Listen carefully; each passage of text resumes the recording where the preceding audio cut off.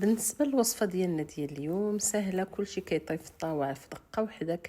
كنديرو الدجاج في الفران مع الخضر، كيجي ممتاز جدا. كتجي وصفه كتشهي وسهله جدا. فقط غير كنديرو كل العناصر في دقه وحده في الطاوه وكندخلوها الفران حتى كطيب. تفضلوا معايا تشوفوا هاد الطريقه ديالي اليوم، ربما تنال الاستحسان ديالكم وتجربوها. في واحد الطاوه كتدخل الفران. انا هنا تخيرت اليوم انني ندير هاد الطاوه بالدجاج. غادي ناخذ واحد الدجاجه، ثم باش يسهل المأموريه في الطياب ودغيا دغيا الطيب كنقسمها بهذه الطريقه من الوسط على جوج. على هذا الشكل غادي نقسمها على جوج، ثم نحاول انني نقطعها جيدا بالموس من الوسط.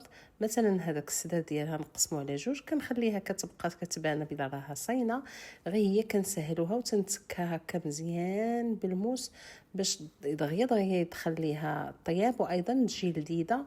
وهذيك التشرميله بالنسبه للتشرميله فانا كنصاوب تشرميله بحال ديال الحوت، كنوضع فيها القزبر ومعدنوس مقطعين، ايضا الثومه محكوكه والعطريه، الملحه، الزيت، البزار، الفلفل الاحمر، الحلو والحار بجوج بهم. ثم كناخذ هاد الدجاجه وكنحاول انني نشرمها على محل التشرميله تماما بحال التشرميله ديال الحوت. غادي ناخذ هاد الحوت هاد الدجاجه، ثم غادي نشرملها مزيان من الوسط من الجوانب، نعاود نقلبها ونشرملها حتى من الفوق مزيان مزيان حتى كتشرمل معنا بالكامل بهاد التشرميله. بهاد الطريقه نحاول انني ندخلها فيها مزيان.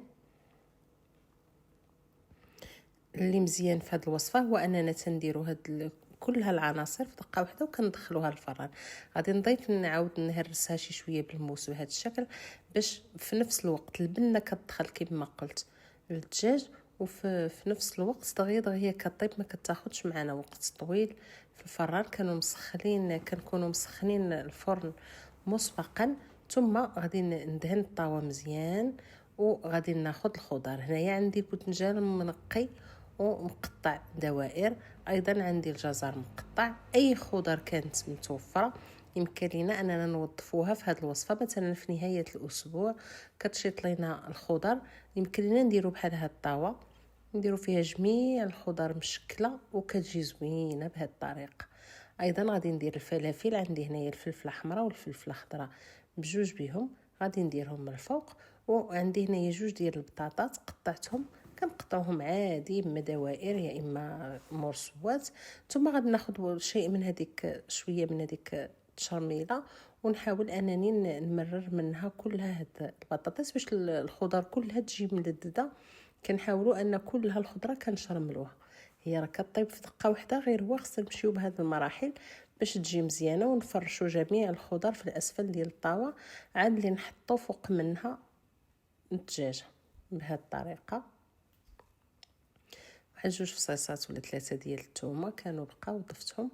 ايضا غادي ناخذ وغادي ندير هاد الدجاجه من فوق من كلها هاد العناصر بهذا الشكل. ما كنديروا لا ملح حتى شي حاجه. هاد الخضر راه هي كلها كتطلق الماء. بالنسبه للدجاج كيطلق الماء.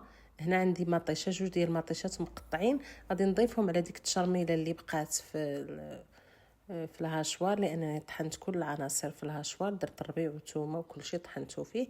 غادي نضيف لها ديك مطيشه، ثم غادي نمررها منها ونديرها فوق من الدجاجه. المطيشه كتطلق الماء، الدجاج كيطلق الماء، الفلافل ايضا كيطلقوا الماء، فهي كتدغمر غير في المويه ديالها. الاضافه الوحيده اللي غادي نضيف واحد الخويط ديال زيت الزيتون من فوق من الدجاجه هو اللي غادي نضيف. غادي ندير القليل من زيت الزيتون من الفوق، غنكتفي بهذا القدر قياس واحد 3 المعالق تقريبا. ثم غادي ناخذ ورق المطبخ او البابي كويسون، غادي نغلف به في الاول الطاوه، ثم غادي ندير ليها البابي الومنيوم. عاد لي ندخلها للفران، ندير لو ماكسيموم في الفران اللي عندي، درجه حراره مرتفعه، العافيه من الفوق ومن الاسفل، مده ديال ساعه كاع على الاكثر. كنعاودو نعريو على هذاك الدجاج حتى كيتحمر ليه الوجه، كيجي هذا الشكل، كيجي مدغمر، كيجي لذيذ بزاف. بهذه الطريقه جربوه بهذه الطريقه غادي ينال الاستحسان ديالكم وغادي تعتمدوه، لان كنوجدوا كلشي في دقه واحده وكنديروه في الفران حتى كيطيب. الا ما نوجدوا واحد العصير واحد الشليضه كيكون كلشي صافي راه واجد، ونقدموه بالصحه والراحه وشكرا.